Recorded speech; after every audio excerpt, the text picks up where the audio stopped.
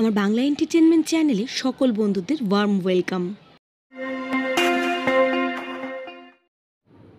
আজ আমি যে মুভির এক্সপ্লেনেশন দেব, মুভির নাম আদু জীবিতাম বা দ্য গোট লাইফ। মুভিটি 2024 সালে মুক্তি পেয়েছে। সিনেমাটা 2008 সালে প্রকাশিত আদু জীবিতাম বইয়ের গল্পকে কেন্দ্র করে গড়ে উঠেছে এবং সবার আগে যেটা বলবো, সিনেমাটা সম্পূর্ণ বাস্তব ঘটনাকে কেন্দ্র করেই তৈরি হয়েছে। সিনেমার প্রথমে আমরা দেখতে পাই নাজিব আর হাকিম বলে দুজন ব্যক্তিকে। এরা এয়ারপোর্টের বাইরে এসে অপেক্ষা করছিল, কারণ তাদের জন্য তাদের অফিসের গাড়ি আসবে বলে। কিন্তু অনেকক্ষণ হয়ে যাওয়ার পরেও এদের দুজনকে নিতে কেউ আসে না। আসলে হাকিম আর নাজিব গেছে আবুধাবিতে কাজের জন্য, আর সেখানে তাদের ভাষা কেউ বোঝে না, আর তারাও সেখানকার ভাষা বোঝে না। অনেকক্ষণ অপেক্ষা করার পর সেখানে একজন লোক এসে তাদেরকে নিয়ে যায়। তারা ভাবে বোধহয় তাদের অফিসের লোকই তাদের নিতে এসেছে। এরপর সেই লোকটি যখন তাদেরকে টেম্পো করে নিয়ে যায়, তখন হাকিমের মনে হয় যে কিছু একটা গন্ডগোল আছে, কারণ তাদের তো বলা হয়েছিল তাদের জন্য এসি বাস আসবে। কিন্তু তারা তাদের নতুন শহর, নতুন কাজ, নতুন জীবনযাপনের জন্য খুবই আগ্রহী ছিল।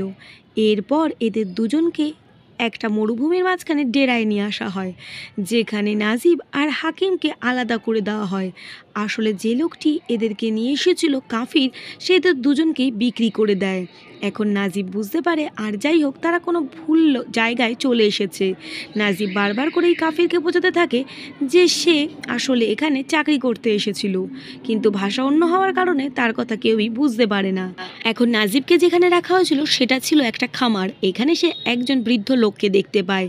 এখন বৃদ্ধ লোকটিকে নাজিব যখন এই জায়গার বিষয়ে জিজ্ঞাসা করে, লোকটি কিছুই উত্তর দিতে পারে না।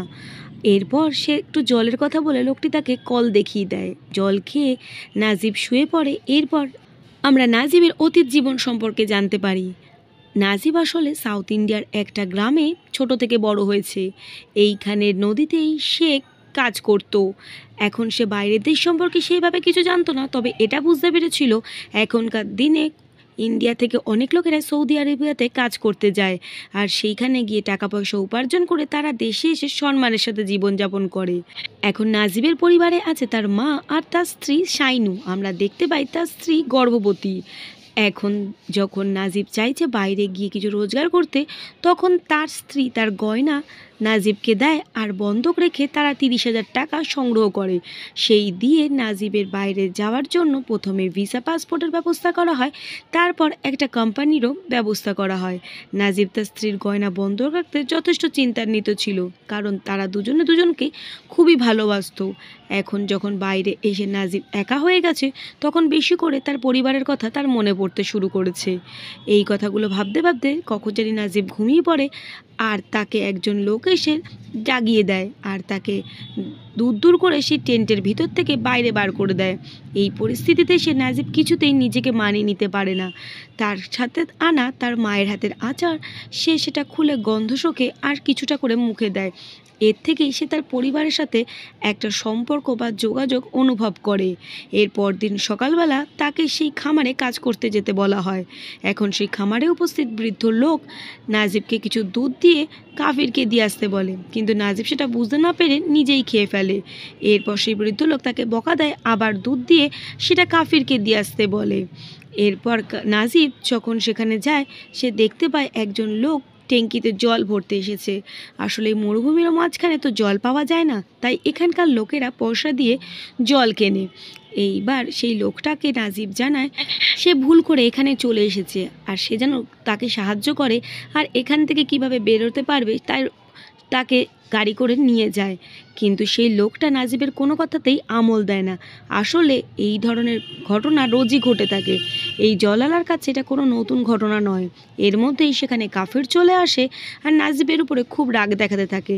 এর মধ্যে সে নাজিবকে প্রায় মেরেই ফেলবে ঠিক করে, কিন্তু সেই মুহূর্তে জলের ট্যাঙ্কি ভরে যাওয়াতে তাকে তার দাম মেটাতে যেতে হয়। এখন নাজিব একদিন সকালবেলা ঘুম থেকে উঠে লক্ষ্য করে সে বৃদ্ধ লোক আর সেখানে নেই। এখন এই খামারে দেখাশোনা তাকে একাই করতে হবে। নাজিব যদিও এই বিষয়ে কিছুই জানতো না, তাই তাকে অনেক সমস্যার সম্মুখীন হতে হয়। কিছু ভেড়া ছাগল তাকে সমানে আঘাত দিতে থাকে এবং যাতে সে অসুস্থ হয়ে যায়।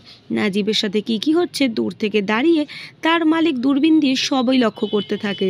এরপর নাজিব যখন পড়ে যায় তখন তার মালিক তাকে গিয়ে ওঠায় আর তাকে কিছুটা জল দেয়। এই আঘাতগুলোতে নাজিব এতটাই ভেঙে পড়েছিল যে সে কিছুতেই আর উঠতে পারছিল না, কিন্তু তার মালিক তাকে জোর করে আবার কাজ করতে বাধ্য করে। এখন নাজিবের মনে হতে থাকে তার বোধহয় এখান থেকে আর কিছুতেই বেরোনো হবে না। সে মনের দিক থেকে খুবই ভেঙে পড়েছিল আর তার মনে মনে পরিবারের কাছে ফিরে যাওয়ার জন্য আরোই ব্যাকুল হচ্ছিল। এটা ঠিক কথা বন্ধুরা, অনেকেই আমাদের মধ্যে আছে যারা কাজের জন্য বাইরে থাকে। আমরা ভাবি তারা বিদেশে কত আনন্দই না রয়েছে, কিন্তু তারা যে পরিবারের জন্য প্রতিটা মুহূর্ত কতটা কষ্টে কাটায় তারাই জানে। যাই হোক, গল্পে ফিরে আসি। এইভাবে দিনের পর দিন মাসের পর মাস কেটে যেতে থাকে। একদিন সেই খামারের সামনে একটা গাড়ি আসলে নাজিব সেই গাড়ির লুকিং গ্লাসে নিজের চেহারা দেখে। সে বুঝতে পারে তার এখানে আসার অনেক দিন হয়ে গেছে। তার নিজের এই রকম চেহারা দেখে সে নিজেই কষ্টে ভেঙে পড়ে আর সেই একটা কাচের টুকরো দিয়ে নিজের দাড়ি গোঁফ কাটার চেষ্টা করে। নাজিব মনে মনে ভাবতে থাকে তাকে যে করেই হোক এখান থেকে পালাতেই হবে। এই মনে করে সে একদিন যখন তার ভেড়াদের ছাগলদের চড়াতে নিয়ে যায় সেখান থেকে দৌড়ে পালানোর চেষ্টা করে আর তাকে এইভাবে পালাতে দূর থেকে তার মালিক দেখে নেয়। এখন যখন নাজিব সেই মরুভূমির মধ্যে পথ পাওয়ার জন্য দৌড়াচ্ছিল তখন তার মালিকও তাকে উটের পিঠে করে ধাওয়া করতে থাকে। একটার সময় ধাওয়া করতে করতে তার মালিক তার কাছে পৌঁছে যায় আর তাকে প্রচণ্ড মারে, মেরে তার হাত পা ভেঙে দেয়। এখন এই হাত পা ব্যথার যন্ত্রণা তো নাজিবের ছিলই, তার সাথে তার মালিক তাকে এনে হাত পা বেঁধে খামারের মধ্যে ফেলে রাখে। এখন যন্ত্রণায় তৃষ্ণায় নাজিব কাহিল হয়ে যায়। তাকে এইখানে সামান্য সেবা শুশ্রূষা বা সহানুভূতি দেওয়ার মতন কোনো মানুষই ছিল না।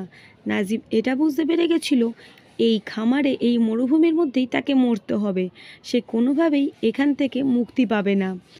একদিন ভেড়া চড়াতে গিয়ে নাজিব সেই বৃদ্ধ লোকটির মৃতদেহ বালির মধ্যে দেখতে পায়। আসলে হয়তো বৃদ্ধ লোকটির বয়স হয়ে গিয়েছিল বলেই এরা তাকে এইখানে ফেলে দিয়ে গেছে, বা কোনো কারণে লোকটি মারা যাওয়ার পর তারা এই মরুভূমির মধ্যে তাকে ফেলে দিয়ে গেছে আর এখন চিল শকুনরা তার মৃতদেহটাকে কুড়ে কুড়ে খাচ্ছিল। নাজিব বুঝতে পারে যে তার পরিণতিও একদিন এই রকমই হবে। এইভাবে নাজিবের দিনের পর দিন, মাসের পর মাস, বছরের পর বছর কেটে যায়। একদিন সে ঘোড়াগুলোকে নিয়ে যখন চড়াতে যায় হঠাৎ করে মরুভূমির মাঝখানে শিলাবৃষ্টি হতে থাকে। তখন তাদেরকে একটা পাহাড়ের নিচে আশ্রয় নিতে হয়। এই গুহার মাঝখানে বসে নাজিব তার নিজের খাবার খেতে থাকে। আসলে এরা এদের দাসদের শুধু রুটি ছাড়া আর কিছুই খেতে দেয় না, আর সেটুকুই খেতে দেয় যাতে তারা শুধুমাত্র বেঁচে থাকতে পারে। এদের প্রতি কোনো খরচই এই অ্যারাবিয়ান লোকেরা করে না। এইখানে বসে থাকতে থাকতে নাজিব একজনের গলার আওয়াজ শুনতে পায়। এখন আওয়াজটা কোথা থেকে আসছিল সেটা দেখার জন্য নাজিব কিছুটা এগিয়ে গেলে সে সেখানে হাকিমকে দেখতে পায়। হাকিমের অবস্থাও তার মতন দুর্বিষহই ছিল।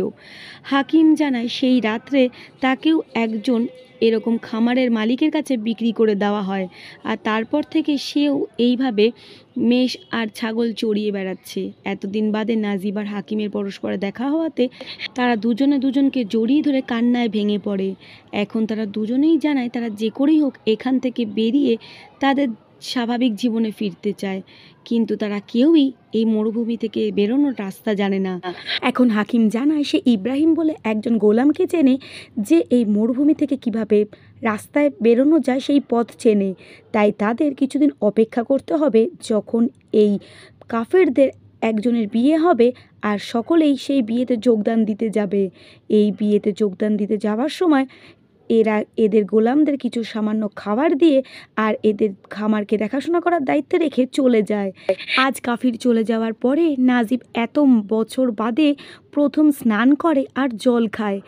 এখন সে আবার এখান থেকে বেরোনোর জন্য তৈরি হয়ে নেয়। সে যে জামা কাপড়টা পরে এসেছিল সেটা যখন সে গায়ে পরে তখন বুঝতে পারে সে কতটা রোগা হয়ে গেছে। তার প্যান্টটা তার খুবই ঢিলা হতে থাকে, তাই একটা বস্তার থেকে দড়ি বার করে সে তার প্যান্টটাকে বেঁধে নেয়। এইখান থেকে যাওয়ার সময় সে জায়গাটাকে আরেকবার দেখে আর তার বন্ধুদের সাথে এখান থেকে বেরোনোর পথে চলতে শুরু করে। এখন তারা এই মরুভূমির মধ্যে চলতে থাকে আর চলতে চলতে তারা তৃষ্ণায় ক্লান্ত হয়ে পড়ে। রাত্রিবেলা তারা একটা ডেরা দেখতে পায় যেখান থেকে ইব্রাহিম, নাজিব আর হাকিমের জন্য জল চুরি করতে যায়, কিন্তু সেইখানে থাকা রক্ষীরা ইব্রাহিমকে দেখে ফেলে আর তাদের উপরে গুলি চালাতে থাকে। এখন এই রক্ষীদের হাত থেকে বাঁচানোর জন্য এরা তিনজন প্রাণপণে যে যেদিকে পারে ছুটতে থাকে। এর ফলে তারা যে নির্দিষ্ট রাস্তা দিয়ে চলছিল সেই পথ থেকে তারা হারিয়ে যায় আর অন্য দিকে চলে যায়। এইভাবে হাঁটতে হাঁটতে তাদের 3 দিন হয়ে গেছে। এখন এরা জলের জন্য এতটাই অসহায় হয়ে পড়েছে যে এখন হাকিম দূরের থেকে থেকেই মিরাজ দেখতে পাচ্ছে। মিরাজ আর কিছুই নয়, মরুভূমির মধ্যে মরীচিকা। হাকিম দূরে বড় বড় বাড়ি আর খাবার দেখতে পায় আর সেটার দিকে পাগলের মতন ছুটতে থাকে। এখন ইব্রাহিম আর নাসিব যখন ওকে বাধা দিতে থাকে তখন এদেরকে ধাক্কা মেরে সে ছুটতে থাকে। হাকিমকে জলের জন্য এত কষ্ট পেতে দেখেই ইব্রাহিম বাধ্য হয়ে নিজের ঘাম তার মুখে দিতে থাকে, কিন্তু হাকিমের অবস্থা ধীরে ধীরে এতই খারাপ হতে থাকে শেষ পর্যন্ত সে বালি খেতে শুরু করে এবং এই বালি খাওয়ার ফলে তার শরীর হঠাৎ করে আরও অসুস্থ হয়ে যায় আর সেখানে সে রক্তবমি করতে করতে মারা যায়। এখন এইভাবে হাকিমকে মারা যেতে দেখে নাসিব খুবই ভেঙে পড়ে আর সে তখন হাকিমের বডিটা নিজের সাথে নিয়ে যেতে থাকে, কিন্তু এর মধ্যে মরুভূমিতে প্রচণ্ড ঝড় শুরু হয় আর সেখান থেকে কোনোভাবে নাসিবকে ইব্রাহিম টেনে বার করে নিয়ে যায় আর মরুভূমির সেই ঝড়ে হাকিমের দেহটা বালির নিচে চাপা পড়ে যায়। এইভাবে চলতে চলতে একটা সময় নাজিবও ক্লান্ত হয়ে পড়ে, কিন্তু এইখানে একটা গিরগিটি দেখে ইব্রাহিম বুঝতে পারে আশেপাশে কোথাও একটা মরুদ্যান রয়েছে আর সেটাকে লক্ষ্য করে তারা এগোতে থাকলে তারা সত্যি সত্যি জলের সন্ধান পায়। এখন এই জলের কাছে এসে ইব্রাহিম প্রথমে নাসিবকে জল খাওয়ায় আর সে সেই বালির মধ্যে একটা কাচের বোতল কুড়িয়ে পায় যাতে করে সে এক বোতল জলও ভরে নেয়। কিন্তু ইব্রাহিম এই পথ থেকে হাঁটতে হাঁটতে একটা সময় কোথায় হারিয়ে যায়। একদিন সকালে ঘুম থেকে উঠে নাসিব আর ইব্রাহিমকে খুঁজে পায় না, কিন্তু সেই জলের বোতলটা ইব্রাহিম নাসিবের জন্যই ছেড়ে দিয়ে যায়। ইব্রাহিম কোথায় যায় বা কেন যায় সেটা আর আমাদের দেখানো হয় না। এখন নাসিব এই মরুভূমির মধ্যে একাই পথ চলতে থাকে। একটা সময় তার এই জলের বোতলের জলও শেষ হয়ে যায়। সে মনে মনে ভেবেই নেয় সে আর পৌঁছাতে পারবে না, এই মরুভূমিতেই তার মৃত্যু। তাই সে তার হাতের বোতলটা ছুঁড়ে ফেলে দেয়, কিন্তু এইখানে হঠাৎ করে একটা শব্দ হয় যাতে বোঝা যায় তার হাতের কাচের বোতলটা রাস্তায় গিয়ে পৌঁছেছে। এখন নিজের মধ্যে যতটুকু প্রাণশক্তি অবশিষ্ট ছিল সেটার সাহায্যে নাসিব সেই রাস্তায় এসে পৌঁছায়। সেখান থেকে প্রথমে একটা ট্রাক যেতে থাকে যাতে নাসিব সাহায্য চায়, কিন্তু সেই ট্রাকটা তাকে সাহায্য না করেই এগিয়ে যায়। এরপর দিন একটা ডাক্তার গাড়ি করে সেই পথ দিয়ে যাওয়ার সময় নাসিবকে দেখতে পায় আর তার নিজের গাড়িতে নাসিবকে শহরে নিয়ে যায়। এখন এই শহরে নাসিব কুঞ্জিকার সাথে সাক্ষাৎ হয়। এই কুঞ্জিকা নিজেও একজন মালায়ালি ছিল আর এই সৌদি আরবিয়াতে তার একটা হোটেল সে চালাচ্ছিল। এই কুঞ্জিকা যে সমস্ত ভারতীয়রা এই দেশে এসে আটকে পড়তো তাদেরকে দেশে ফেরার জন্য সাহায্য করত। এই কুঞ্জিকা এখন নাসিবকে প্রাথমিক কিছু চিকিৎসা দেয় আর তারপর তার দেশের বাড়ির সাথে যোগাযোগের চেষ্টা করে। অনেক চেষ্টার পর সত্যিকারের নাসিবের পরিবারের সাথে কুঞ্জিকা যোগাযোগ করতে পারে আর নাসিবের সাথে কথা বলায়। এত বছর বাদে নাসিবের সাথে যখন তার পরিবারের কথা হয় তখন তারা কান্নায় ভেঙে পড়ে। এখন পুলিশ স্টেশনে সে নাসিব দেশে ফেরার জন্য চেষ্টা করতে থাকে, কিন্তু নাসিবের কাছে তার কোনো লিগ্যাল ডকুমেন্টস ছিল না। এই পুলিশ স্টেশনে সে ইব্রাহিমের একটা পোস্টার দেখতে পায় যেটা কিনা ওয়ান্টেডের লিস্টে টাঙানো ছিল, কিন্তু কেন সেটা এখানে দেখানো হয়নি। এরপর নাসিবকে জেলে নিয়ে যাওয়া হয় যেইখানে তাদের জন্য কাফিররা দেখতে আসে। আসলে কাফিরদের কাছ থেকে যদি কোনো দাস পালিয়ে যায় তাহলে এইখান থেকে কাফিররা তাদেরকে আবার নিজেদের ডেরায় ধরে নিয়ে যায়। এইখানে আমরা কাফির জুনিয়রকে দেখতে পাই যে আসে, নাসিবকে চিনতেও পারে কিন্তু সাথে ধরে নিয়ে যায় না।